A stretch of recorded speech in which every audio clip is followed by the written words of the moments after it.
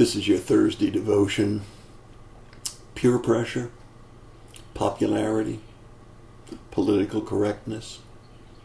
These are some of the names that we use for trying to please people. Let me compare those with what the Bible says in Galatians chapter 1, verses 6 through 10.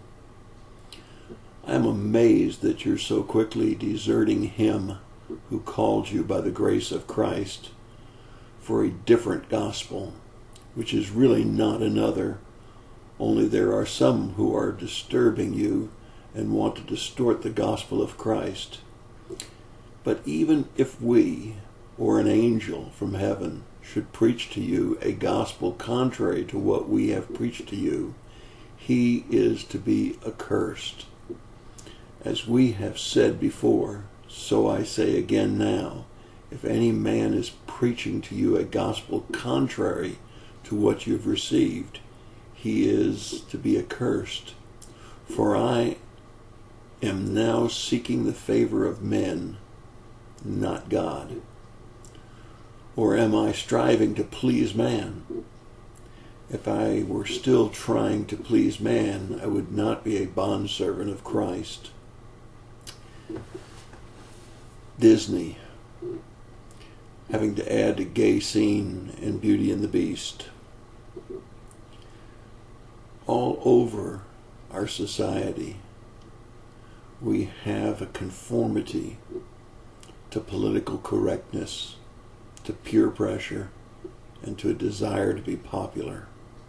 Now, that's not to say that we should say and do whatever we want to, where we offend people, and the old adage about if the people won't receive the messenger, they won't receive the message.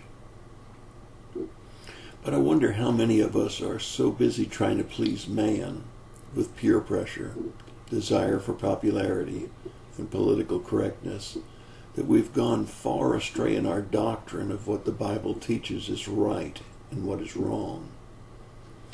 Two of the hot button issues certainly are abortion and homosexuality. We find that there is a mass movement towards allowing these things to be popular and acceptable and politically correct. And we're bigots and we're racist if we go to any other kinds of theories or philosophies. My Bible teaches me that we're all created equal. There is no room for racism or favoritism of any kind based on skin color, financial status, position, education, or anything else. That hasn't changed. The Bible's always said that.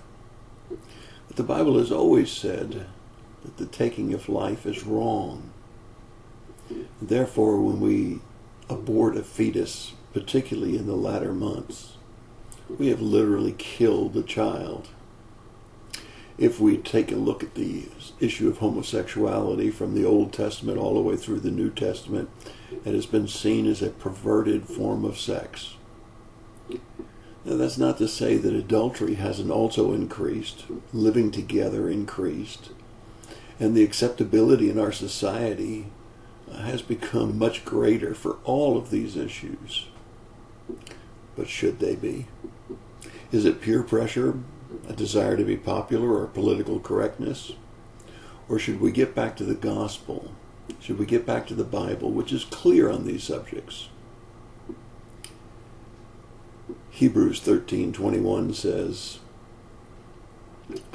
He is working in us, which is pleasing in His sight, through Jesus Christ, to whom be glory and forever. Who do we want to be pleasing to? Who do we want to glorify? There's one thing that we ought to remember. In spite of how much pressure is put on us by the government, by our peers, or by the popularity of political correctness. In Romans chapter 14, verse 12, it says, So then each one of us will give an account of himself to God. That's kind of awesome, isn't it? We're giving an account now to man, but one day we're going to give an account to God. He's not changed. He's the same yesterday, today, and forever. He set down standards on these issues, and we should not waver, regardless of peer pressure, popularity, or political correctness. His standards remain the same, and we got to be sure that we understand, who are we pleasing? Are we pleasing man? Are we pleasing God? That's your thought for the day. God bless you and have a great day.